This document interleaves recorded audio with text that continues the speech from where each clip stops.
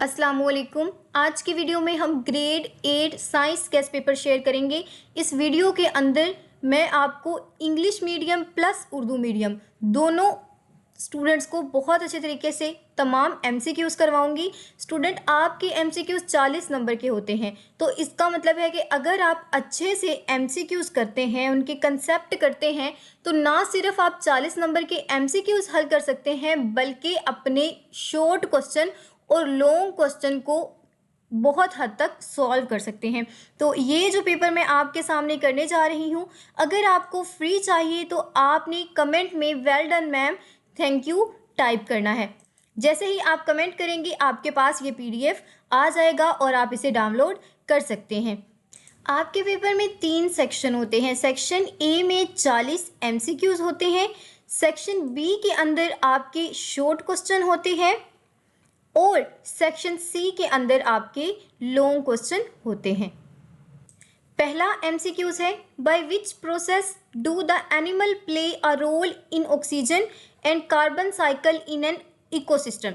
Ecosystem में जानवर किस अमल के जरिए ऑक्सीजन और कार्बन डाइऑक्साइड में अहम किरदार अदा करते हैं। तो रेस्पायरेशन एक ऐसा अमल है जिसमें जानवर सांस लेने के लिए ऑक्सीजन अंदर लेकर जाते हैं और कार्बन डाइऑक्साइड बाहर निकालते हैं। अगर इंग्लिश में हम देखें तो animal take in oxygen, oxygen in करते हैं और रिलीज क्या करते हैं, carbon dioxide during respiration. Which of the following component is essential for maintaining balance in ecological system. Ecological system में तवाजुन के लिए क्या ज़रूरी है। तो स्टूडेंट, इकोलॉजिकल सिस्टम में बैलेंस को कायम करने के लिए ऑक्सीजन बहुत ज़्यादा ज़रूरी होती है। Oxygen is immediately essential for most organism survival. Oxygen ज़्यादातर जानवरों की बका के लिए फौरी तौर पर ज़रूरी है। अब जैसे हम इंसान हैं, अगर हमें ऑक्सीजन ना मिले तो ज़्यादा से ज़्यादा हम कितनी देर जी सकते हैं, ऐसे ही 5 से 7 minute. What is the main reason for species to become endangered? जानवरों की स्पीशीज़ के ख़तरे से दो चार होने की वजह क्या है। तो सबसे बड़ी वजह है हैबिटेट डिस्ट्रक्शन। उनका जो घर है, उनका जो जंगल है, वो तबाह हो रहा है। Habitat destruction is a primary threat to species survival globally. मस्कन की तबाही आलमी सतह पर स्पीशीज़ की बका के लिए सबसे बड़ा खतरा है। What is the reason for increase in carbon dioxide in air. हवा में कार्बन डाइऑक्साइड के इजाफे की क्या वजह है। तो जंगलात का बहुत तेज़ी से कटना हवा में कार्बन डाइऑक्साइड के इजाफे की वजह है। क्या आंसर है correct, deforestation. Favour trees mean less carbon dioxide. जितने कम दरख्त होंगे उतनी कार्बन डाइऑक्साइड कम होगी, उतनी ज़्यादा कम अब्जॉर्ब होगी, और जितनी ज़्यादा कार्बन डाइऑक्साइड बढ़ती जाएगी माहौल उतना ही ख़राब होता जाएगा। Identify the labelled part we in a figure. हाँ जी, तो बच्चों यहाँ पर मैं आपको वो डायग्राम दिखाती हूँ। ये रही डायग्राम। अब ये जो वाई पर कंपोनेंट बना हुआ है, इसे हम क्या कहते हैं स्टूडेंट, इसे हम एक्सॉन कहते हैं। तो यहाँ पर हम क्लिक करेंगे, क्या कहते हैं हम इसे, एक्सॉन। बेसिकली ये आपका जो मॉडल पेपर है, ये पैक्टा का मॉडल पेपर है। तो मैंने इसको सॉल्व करके आपको इस तरह से फ्री पीडीएफ दिया है। मेरा ये ख्याल है कि जब तक हम अपने हाथ से कुछ नहीं करते, लिखते नहीं हैं या फिर हल नहीं करते, हमें वो चीज़ कभी भी नहीं आ सकती। तो ऐसे कौन से स्टूडेंट हैं जो मेरी इस बात से मुत्तफिक हैं, जल्दी से कमेंट बॉक्स में बताएं। आपकी इसी ज़रूरत के लिए तो मैंने आपको ये फ्री दिया है, और इस तरह से पीडीएफ आपको कोई भी नहीं देता, इवन कोई बनाता भी नहीं है। तो assuming Y point to long tail like structure of neuron. Neuron की लंबी दुम जैसी साख्त जिसे एक्सॉन की तरफ इशारा करते हैं, उसे हमने वाई फर्ज किया है। Which organ system in human body carry message from one part two another. इंसानी जिस्म का कौन सा ऑर्गन सिस्टम है जो जिस्म के एक हिस्से से दूसरे हिस्से तक पैगाम लेकर जाता है। तो नर्वस सिस्टम हमारा एक ऐसा सिस्टम है जो एक हिस्से से दूसरी हिस्से तक पैगाम पहुंचाने का जिम्मेदार है। Identify two main components of central nervous system. Central nervous system के दो अहम हिस्सों की शनाख्त करें। तो सेंट्रल नर्वस सिस्टम में दो ही चीज़ें होती हैं, brain and spinal cord. Balance of a body is controlled by, body का बैलेंस कौन सी चीज़ कंट्रोल करती है? तो हमारा सेरिब्यूलम। यहाँ पर मुझसे मिस्टेक हो गई। यहाँ पर मैं एक और बात बताते चलूँ स्टूडेंट, जैसे ही आप गलत पर मार्क करते हैं, ये वाला जो PDF है, सॉफ्टवेयर है, फौरी आपको कहता है कि आपने गलत मार्क किया है और दुरुस्त जवाब ये है। तो इतना अमेजिंग है। मैं आपको यही एडवाइस करूँगी कि कमेंट करें और जल्दी से इसे हासिल करें। Which ability is most likely to attracted by damage to the left hemisphere of the brain? दिमाग के बाएं हेमिस्फीयर को पहुंचने वाले नुकसान की वजह से सबसे ज़्यादा कौन सी सलाहियत मुतासिर होती है? तो बोलने की सलाहियत सबसे ज़्यादा मुतासिर होती है, क्योंकि दिमाग का बायां हिस्सा आमतौर पर ज़ुबान, लॉजिक और हमारे बोलने का जिम्मेदार होता है। Choose the correct label of cytoplasm division. अब यहाँ पर आपको पूरी डायग्राम बनाकर दिखाई गई है। आपने बताना है कि किस पॉइंट पर आके वो डिवाइड होता है। तो ये देखिए, यहाँ पर आकर वो अपने सेल्स में डिवाइड होता है। तो हमारा करेक्ट आंसर क्या होगा? करेक्ट आंसर है हमारे पास B। तो यहाँ पर हमारा आंसर है साइटोकाइनेसिस। नीचे आप देख भी सकते हैं, साइटोकाइनेसिस साइटोप्लाज्म की तबई तकसीम है जिससे दो डॉटर सेल्स बनते हैं। In which phase of mitosis do chromosomes make their copies? Mitosis के किस मरहले में क्रोमोसोम्स अपनी कॉपीज बनाते हैं? तो ऐसा कौन सा मरहला होता है? हमारे इंटरफेस में, इंटरफेस के अंदर वो अपनी कॉपीज बनाते हैं। यहाँ पर आप देख भी सकते हैं, इंटरफेस वो आराम का मरहला है जहाँ DNA की कॉपी तैयार होती है। स्टूडेंट बहुत ज़्यादा इंपॉर्टेंट है ये MCQs। मैं कोशिश करूँगी कि आपको 40 से ज़्यादा MCQs कवर करवाऊँ। How many chromides are formed from each chromosome during the interphase of mitosis and meiosis? Mitosis या मियोसिस में इंटरफेस के दौरान हर क्रोमोसोम से कितने क्रोमाइड्स बनते हैं? तो हमारे 2 क्रोमाइड्स बनते हैं। ये इतना इम्पोर्टेंट MCQs है आपका कि हर स्टूडेंट को ये पूछा जाता है। During meiosis a cell divide to form how many daughter cell? Meiosis के जब होता है तो एक सेल कि कितने डॉटर सेल बनते हैं? 4 डॉटर सेल बनते हैं।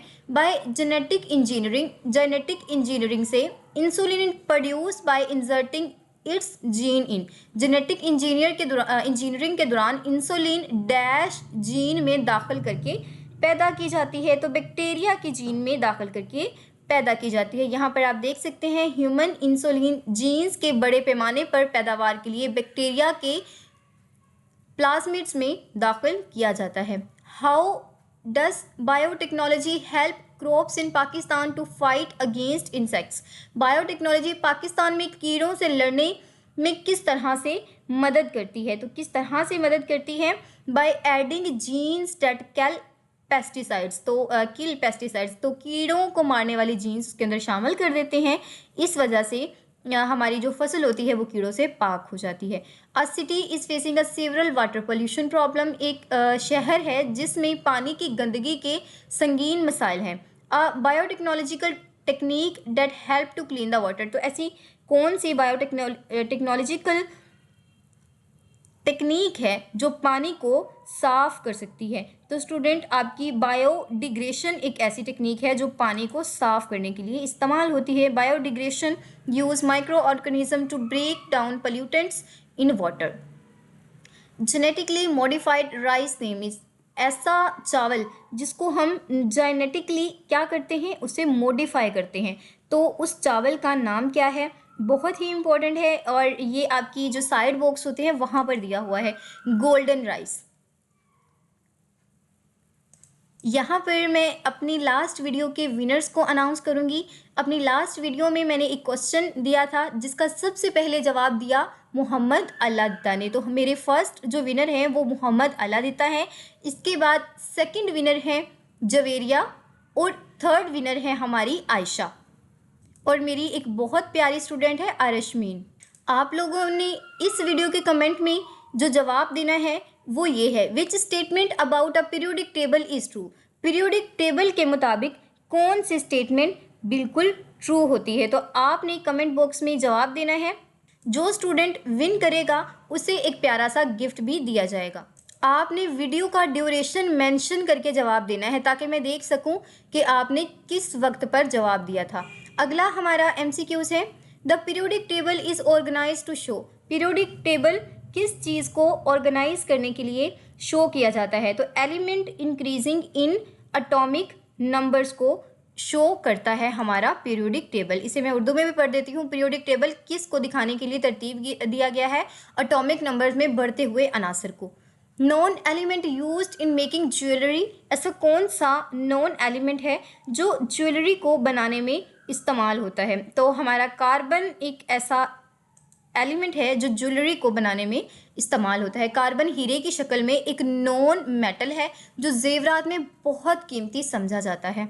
तो ये आपने याद करना है। अब देखिए ना स्टूडेंट, हम जितने भी MCQs कर रहे हैं उसमें ज़्यादातर MCQs आपके आ रहे हैं साइड बॉक्स में से, जो साइड पे बॉक्स बने होते हैं इंफॉर्मेशन के नाम से, तो वहाँ से MCQs बहुत आते होते हैं। तो आपने उनको अच्छी तरीके से देखना है। Which of the following is a balanced chemical equation. इस इक्वेशन के अंदर कौन सी इक्वेशन बैलेंस्ड है। तो अगर हम इसे देखें N2 + 2H2 2NH3 हमारी बैलेंस्ड इक्वेशन है। तो ये कैसे पता चलता है कि लेफ्ट साइड और राइट साइड दोनों में हमारे एलिमेंट्स बराबर होते हैं। जैसे अब N के 2 थे तो यहाँ पर भी N के 2 हैं। अगर यहाँ पर देखें H के 6 हैं तो ये देखें 2 3 6 तो ये भी 6 हैं। विच इक्वेशन इज करेक्टली बैलेंस्ड। यहाँ पर भी आपने करेक्टली बैलेंस्ड इक्वेशन देखनी है। तो यहाँ पर हमारी CH4 + 2HO2 2H2 + CO2 हमारी बैलेंस्ड इक्वेशन है। यहाँ पर आप इसकी उर्दू में भी देख सकते हैं। In a chemical equation the reactants are written on the dash side of arrow head.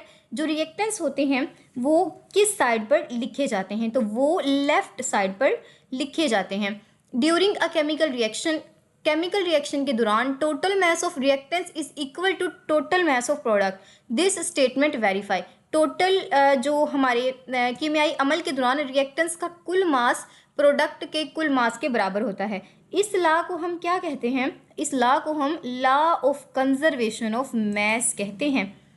In lead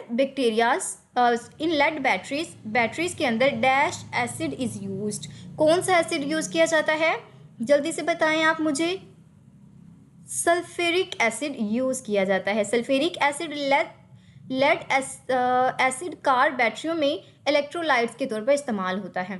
और यहाँ पर इसका फार्मूला भी मेंशन है, तो आपने इसके फार्मूले को भी अच्छे तरीके से देख लेना है। नेक्स्ट हमारा ऑप्शन है which of the following is a property of a base. यहाँ पर हमने बेस की प्रॉपर्टी बतानी है। Turn red litmus to blue, तो यही इसका करेक्ट ऑप्शन है। सुर्ख लिटमस पेपर को नीला कर देता है जबकि एसिड नीले को सुर्ख कर देता है। अब देखें एक और MCQs कवर हो गया ना कि अगर एसिड आ जाए तो आपने याद रखना है turn blue litmus to red. 2 MCQs आपके कवर हो गए हैं। Which one is used for treatment of goitre. जो हमारे गिल्टर हो जाते हैं गले के अंदर, उनके इलाज के लिए कौन सा केमिकल यूज़ होता है। तो हमारा साल्ट ऑफ आयोडीन एक ऐसा केमिकल है जो इस्तेमाल होता है। आपने देखा होगा ना कि जब आपका गला ख़राब होता है तो आपकी मदर्स कहती हैं कि पानी के अंदर नमक डालकर अपने माउथ को वॉश करें, तो उससे काफ़ी ज़्यादा आपको रिलीफ होता है। क्यों? क्योंकि नमक के अंदर क्या होता है, iodine. If force are applied to the block of wood in opposite direction. अगर लकड़ी के ब्लॉक पर मुखालिफ सिमत में फोर्स लगाई जाए, in which following option the block will not move. तो ब्लॉक किस सूरत में मूव नहीं करेगा, जब हमारी फोर्स बैलेंस्ड हो। देखिए ना, अगर यहाँ पर आप देख भी सकते हैं जब मतवाजन फोर्स यानी मुखालिफ सिमत में बराबर कुव्वतें लगाई जाएँ तो ब्लॉक हरकत नहीं करेगा। इसकी मिसाल कैसे है कि एक टेबल है, एक साइड से आप उसे धक्का दे रहे हो, दूसरी साइड से आपका भाई धक्का दे रहा है, तो दोनों बराबर की फोर्स लगा रहे हो, मेज़ तो मूव नहीं करेगा। लेकिन अगर आपके भाई ने ज़्यादा जोर लगाया है तो मेज़ मूव करेगा, अगर बैलेंस है फिर मूव नहीं करेगा। तो इस चीज़ को आपने याद रखना है। The pressure is defined as a force acting per unit area. Area हमारा करेक्ट आंसर है। और यहाँ पर आप इसकी डेफिनेशन भी याद कर लें, यहाँ पर आप इसका फार्मूला भी देख लें, P = F/A। तो ये आपका MCQs आता है, बल्कि बहुत सारे स्टूडेंट्स को आना है कि प्रेशर का फार्मूला क्या है। तो क्या फार्मूला है? Pressure = force by area. Eight which point atmospheric pressure will be highest? ऐसा कौन सा पॉइंट होता है जहाँ पर एटमॉस्फेरिक प्रेशर सबसे ज़्यादा हाई होता है? तो सी लेवल पर सबसे ज़्यादा हाई होता है एटमॉस्फेरिक प्रेशर। सबसे निचली सतह यानी सतह समंदर पर सबसे ज़्यादा होता है। When a pencil is placed in a glass of water, जब एक पेंसिल को हम ग्लास में रख देते हैं, इट लुक्स बेंड, तो हमें ऐसा लगता है कि वो मुड़ रही है। तो ये क्यों होता है? जब हम ग्लास के अंदर पेंसिल को रखते हैं तो वो हमें मुड़ी हुई नज़र आती है रिफ्रैक्शन की वजह से। किसकी वजह से? रिफ्रैक्शन की वजह से। Refraction is a bending of light as it pass from water to air. Which of the following optical instrument use convex mirror? ऐसा कौन सा नज़री आला है जो कन्वेक्स मिरर को इस्तेमाल करता है? तो जो अब कन्वेक्स मिरर का मतलब क्या होता है कि जो दूर की चीज़ें होती हैं उन्हें बहुत क्लियर नज़र दिखाता है। तो ऐसा मिरर कहाँ पर यूज़ होता है? याद करें। बॉयज़ को तो फौरी पता चल गया होगा, क्योंकि उनकी बाइक पर भी लगा होता है और उनकी कार पर भी वो मिरर लगा होता है, जो दूर से आने वाली मोटरसाइकिल को या कार को बहुत ज़्यादा साफ दिखाता है। तो मिरर इन व्हीकल्स। अब आपने मुझे बताना है किस स्टूडेंट को सबसे पहले पता चला था कि मैम किस मिरर की बात कर रही हैं। Convex mirror are used in vehicle because they provide a wide field of view, क्योंकि ये बहुत वसीतर मंजर दिखाते हैं। The speed of light is faster in which medium? Speed of light कौन से मीडियम में सबसे ज़्यादा फास्ट होती है? तो खला के अंदर सबसे ज़्यादा तेज़ होती है। रोशनी खला में सबसे तेज़ चलती है क्योंकि वहाँ इसकी रफ्तार कम करने के लिए कोई ज़रात मौजूद नहीं होते। Which formula is use to find resistance in electrical circuit? Electrical circuit में रेजोनेंस मालूम करने का क्या फार्मूला है? तो ये फार्मूला आपका बहुत इंपॉर्टेंट है, वोल्टेज डिवाइडेड बाय करंट। यहाँ पर अगर मैं आपको दिखाऊं तो अकॉर्डिंग टू ओहम्स लॉ। अब यहाँ पर आप इस चीज़ को याद रखें कि ओहम्स लॉ क्या होता है? V = IR, ठीक है। और आपसे ये भी पूछा जा सकता है कि ओहम्स लॉ का फार्मूला बताएं, तो आपने इस चीज़ को याद रखना है। बच्चों ये कॉन्सेप्ट मैं देती इसलिए हूँ ताकि आप एक MCQs करो और उससे रिलेटेड पूरा टॉपिक मैं आपको करवा दूँ। तो ये वीडियो देखना इसीलिए ज़रूरी है कि आपके कंसेप्ट्स भी क्लियर हो रहे हैं। विच of the following is a magnetic substance? तो दर्जा सैल में से मकनातीसी मवाद कौन सा है? यहाँ पर जो करेक्ट आंसर है वो है हमारा कोबाल्ट। कोबाल्ट एक ऐसा है जो मैग्नेटिक मटेरियल से बना होता है। यहाँ पर देखें आयरन। अब देखें एक और MCQs यहाँ पर कवर हो गया कि हमारे पास 3 ही प्राइमरी मैग्नेटिक मटेरियल होते हैं। कौन कौन से?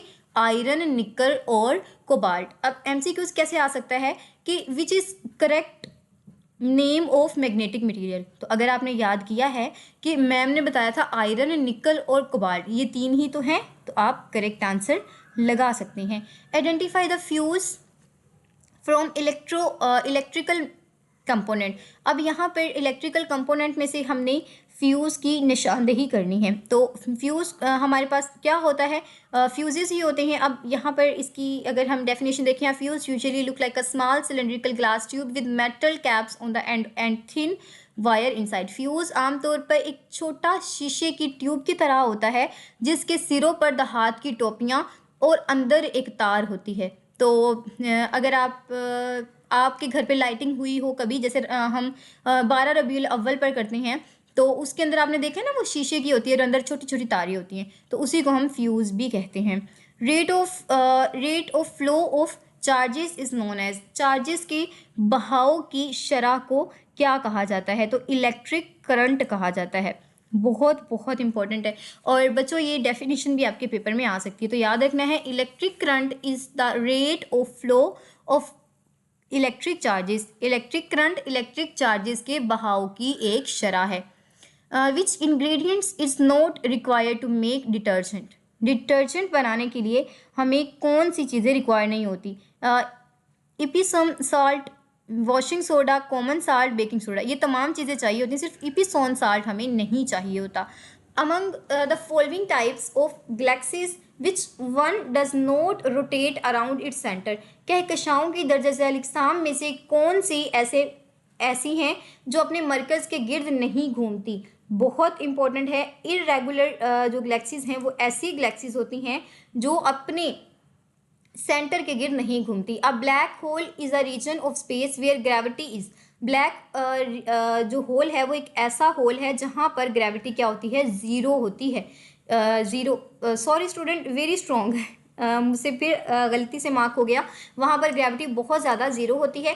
आपने देखा होगा ना, बरमूदा ट्रायंगल के नाम से एक जगह मशहूर है, वहाँ पर जो भी जाता है वो वापस आता ही नहीं है। बहुत बार 2019 में एक प्लेन गया था, तो उनके जो पायलट थे लास्ट पर उन्होंने यही कहा था कि हम किसी दायरे के अंदर दाखिल हो रहे हैं और हमें कुछ भी नज़र नहीं आ रहा, अंधेरा है। उसके 20 सेकंड बाद उनका हर सिग्नल ख़त्म हो गया और वो आज तक हमें मिल नहीं सके। तो आपने इंटरनेट पर सर्च करना है बरमूदा ट्रायंगल। वो ऐसा एरिया है स्पेस में कि उसके अंदर जो भी जाता है वो वापस नहीं आता। क्यों नहीं आता?